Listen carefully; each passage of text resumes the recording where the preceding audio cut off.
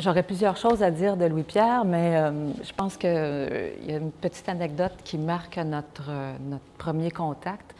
On est dans les années 90. Je n'ai pas rencontré Louis-Pierre, mais je sais qu'il est là, que c'est un artiste reconnu, qu'il est important, qu'il est aimé, etc.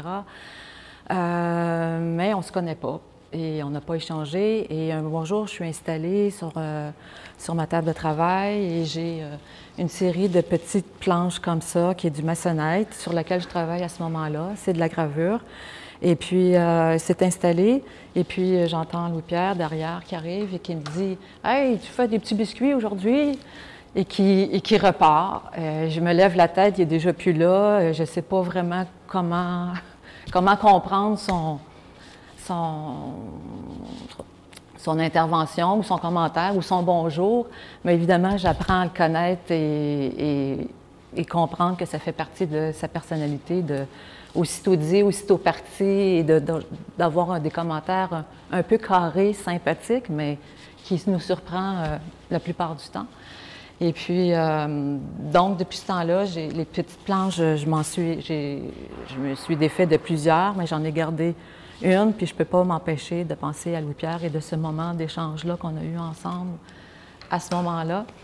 Puis, une autre chose qui moi, a marqué, qui marque mon regard sur l'atelier, et peut-être la lecture que je fais de son histoire, c'est de voir jusqu'à quel point, à chaque décennie, Louis-Pierre a contribué d'une manière ou d'une autre à la vie de l'atelier. Puis dans les années 90, moi, à ce moment-là, je fais partie davantage du groupe de la relève et je vois jusqu'à quel point il insuffle à l'atelier un élan particulier pour se mobiliser et préparer, exposer hors Montréal, hors Québec, hors Canada. Et puis, Louis-Pierre, c'est pas un fin administrateur, c'est pas un organisateur dans les détails, mais il mettait à profit son réseau, ses contacts, son influence pour que ces projets-là puissent avoir son rayonnement et se mettre en place et se réaliser.